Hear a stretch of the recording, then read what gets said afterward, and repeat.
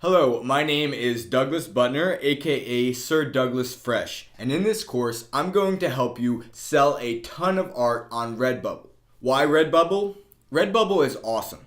If you haven't taken any of my courses, I specialize in helping artists make passive income selling their art online.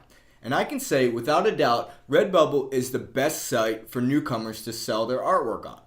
Redbubble is great at promoting your art, and with a little extra effort, we can make sure that search engines find and remember our products. I'm going to show you my secrets on how to sell consistently with little effort. The same secrets that have helped me sell over 11,000 products to date on Redbubble. We're going to start off in the next lesson with general strategies, and then go into specific strategies for your art, followed by strategies for your shop on Redbubble.